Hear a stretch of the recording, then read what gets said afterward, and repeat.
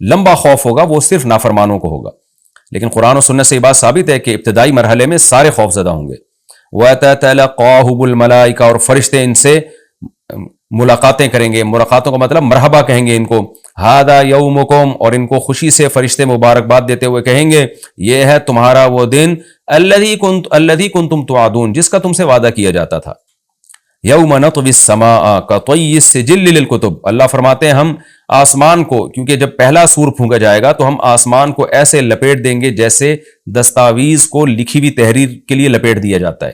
کما بدأنا اول خلق نعید جس طرح ہم نے اول خلق کی ابتدا کی تھی اب اسی طرح لوٹا دیں گے. یعنی انسان حیران ہو رہا ہے نا کہ یہ اللہ تعالیٰ اتنی بڑی بڑی باتیں کر رہا ہے میں آسمانوں کو لپیٹ دوں گا میں یوں کر دوں گا میں کائنات تباہ کر دوں گا تو یہ کیسے کرے گا. اللہ نے فرمایا جیسے پہلی دفعہ کیا تو دوبارہ بھی کر دوں گا میں میرے لیے کیا مشکل ہے یہ کام. وعدنا علینا اور یہ ہم پر وعدہ ہے. یہ کیسے چیلنج کر رہا ہے اللہ تعالیٰ دیکھیں. یعنی انسان کہہ رہا ہے نہیں کچھ ہوگا یہ سب ایسی باتیں ہو رہی ہیں اور اللہ کہہ رہا ہے وعدنا علینا میں کر کے دکھاؤں گا. یہ انا کننا فاعلین پھر اللہ نے تاکید کی ہم یہ کام کر کے چھوڑیں گے. لہذا اللہ کو چیلنجز مت دو اپنے عمل کو ٹھیک کرنے کی کوشش کرو. اور اللہ اب مشرکین کو بھی دھمکی دے رہے ہیں کہ صرف دنیا میں نہیں صرف آخرت میں نہیں دنیا میں بھی نیک لوگوں کو میں غلبہ دوں گا. وَلَقَدْ كَتَبْنَا فِي الزَّبُورِ ہم نے زبور میں یہ بات لکھ دی تھی من بعد الذکر نصیحت کے بعد کہ ان الارض يرثها عبادی الصالحون یعنی اللہ نے پہلے نصیحتیں دی احکام بتائے اور بتا دیا کہ میرے نیک بندے ہی زمین کے وارث ہوں گے. زبور کا تذکرہ شاید اس لیے کیا کہ داؤد علیہ السلام کو اللہ نے زبور دی اسی میں اللہ نے بتا دیا اور اللہ نے زبور میں یہ وعدہ جو کیا تھا پورا کر کے بھی دکھایا. داؤد اور سلیمان علیہ السلام کی خلافت اللہ نے پوری دنیا پہ قائم کر دی. تو اللہ فرماتے ہیں بات ہم نے زبور میں لکھ دی تھی. اور یہ حدیث سے بھی مضمون ثابت ہے کہ جیسے مسلمانوں کا نشأت اولا ہوا اللہ نے اسلامی خلافت کو دنیا میں قائم کیا تو حضرت عیسیٰ ابن مریم کے دور میں اللہ دوبارہ کفر پہ اسلام کو غلبہ عطا فرمائے گا اور یہ زمین کے وارث پھر اہل اسلام ہی بنیں گے. اور اگر ہم زمین سے مراد جنت کی زمین مراد لیتے ہیں پھر تو بالکل واضح بات ہے. آگے اللہ فرماتے ہیں ان فی ھذا لبلاغا لقوم عابدین ہم نے جو مضمون بیان کیا اس میں جو لوگ اللہ کی عبادت اور غلامی کرتے ہیں ان کے لیے پیغام کا صاف صاف پہنچا دینا ہے. ان کو بات سمجھ میں آ گئی ہوگی. جو اللہ کو نہیں مانتے اللہ کی عبادت پہ آنا ہی نہیں چاہتے ان کو سمجھ میں بات نہیں آ سکتی. وما ارسلناک الا رحمۃ للعالمین اور اے نبی ہم نے آپ کو تمام جہان والوں کے لیے رحمت بنا کے بھیجا ہے. کافر یہ سمجھتے ہیں کہ یہ جب سے آئے ہیں ہمارے لیے ٹینشن بن گئے ہیں. ہم باپ دادا کے دین کو فالو کر رہے تھے نہ کوئی جہنم کی بات تھی نہ کوئی اور باتیں تھیں تو وہ اشکال کرتے. اللہ نے فرمایا کہ ہم نے رحمت بنا کے بھیجا ہے تاکہ لوگ آپ پر ایمان لائیں جنت میں جائیں اپنی زندگی کو بھی سدھاریں آخرت کو بھی سدھاریں اور ایک دوسرے کے حقوق ادا کریں زمین میں امن پیدا ہو. تو آپ رحمت کا ذریعہ ہیں. یہ نہیں مان کے آپ کو زحمت سمجھ رہے ہیں تو یہ آپ کا قصور نہیں ہے ان کا قصور ہے. تو اللہ نے انسانوں کو بھی بتا دیا کہ پیغمبر صلی اللہ علیہ وسلم تمہارے لیے رحمت ہے ان کو زحمت مت سمجھو. اب چونکہ اس سورت کا مضمون ہی توحید ہے اس لیے خلاصے کے طور پر اللہ اس مضمون کو دہراتے ہیں. قل انما یوحا الی اے نبی اب آپ خلاصے کے طور پر ان کو یہ بات بتا دیجئے چونکہ میری جو اصل دعوت ہے وہ کیا ہے میری طرف وہی کی جاتی ہے انما الہکم الہ واحد کہ تمہارا معبود صرف ایک معبود ہے اسی کی عبادت کرنی ہے. فہل انتم مسلمون تو کیا تم فرما بردار بنو گے ابھی اتنا کچھ سننے کے بعد بھی.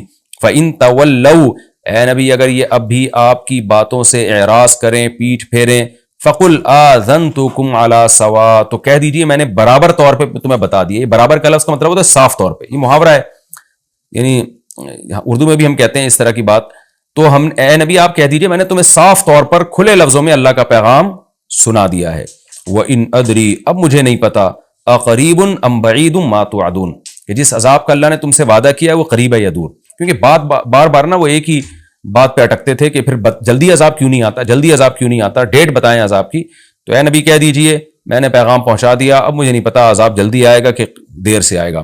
وَإِنْ أَدْرِي لَعَلَّهُ إِنَّهُ يَعْلَمُ الْجَهْرَ مِنَ الْقَوْلِ اللہ جانتا ہے جہر والی بات بھی وَيَعْلَمُ مَا تَكْتُمُونَ اور جو تم چھپاتے ہو وہ بھی اللہ جانتا ہے. کیا مطلب اللہ کا علم کامل ہے تو جس کا علم کامل ہے اس کو پتا ہے کہ قیامت کب آئے گی. میرا علم کامل نہیں ہے تو مجھ سے کیوں پوچھتے ہو اور اللہ مجھے نہیں بتاتا کہ کب آئے گی. جتنا اللہ نے بتایا وہ میں نے تم تک پہنچا دیا.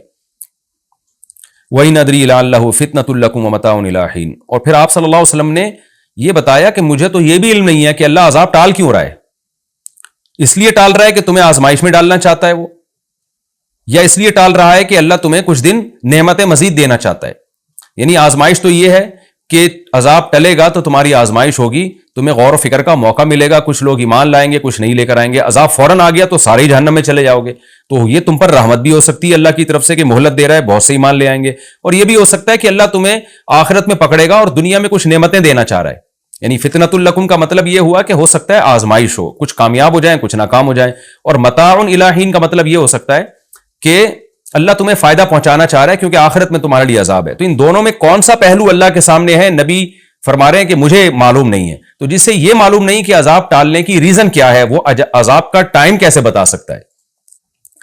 پھر آگے اللہ تعالیٰ آخر میں اپنے نبی صلی اللہ علیہ وسلم کے کلام کو نقل کرتے ہیں کہ آپ نے پوری صورت ان مشرکین کو سنائی، پورا توحید کے مضمون سنایا، تو آپ صلی اللہ علیہ وسلم اللہ سے دعا مانگتے تھے کہ اللہ دلائل کی دنیا میں حجت تمام ہو گئی ہے، تو عملی دنیا میں حجت تمام کر دے، تو اسلام کو غلبہ دے دے، ان کو بتا دے کہ یہ لوگ حق پر نہیں ہیں۔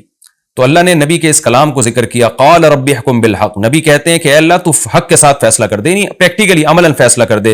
اور نبی یہ دعائیں بھی مانگتے ہیں، وربنا الرحمن، ہمارا رب رحمان ہے، رحم کرنے والا ہے، المستعان، اسی سے مدد طلب کی جاتی ہے، علی ما تصفون، ان باتوں پر جو تم لوگ کرتے ہو، یعنی تم جو اعتراضات کر کے مجھے تکلیف پہنچا رہے ہو تو میں مدد اللہ ہی سے طلب کرتا ہوں۔ تو یہ تسلی کے دو جملے ہیں جو اللہ کی طرف سے، کہ باقی اللہ نے عملی فیصلہ کیا، پھر بدر میں کیا، احد میں کیا، اور پھر خندق میں کیا، فتح مکہ میں کیا، لیکن نبی صلی اللہ علیہ وسلم شروع سے ہی یہ دعائیں مانگتے آ رہے تھے۔ اس میں ہمیں بھی ترغیب ہے کہ جب ہم دعوت کا کام کریں تو اللہ سے یہ دعائیں مانگا کریں کہ اللہ تو حق کا فیصلہ کر اور تجھی سے ہم مدد طلب کریں گے۔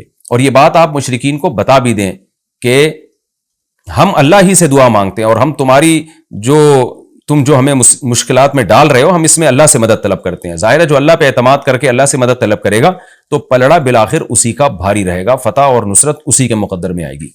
یہ بھی ہمارا رکوع الحمدللہ کمپلیٹ ہو گیا۔ اس رکوع میں بھی اللہ نے بہت اہم مضامین کو بیان کیا۔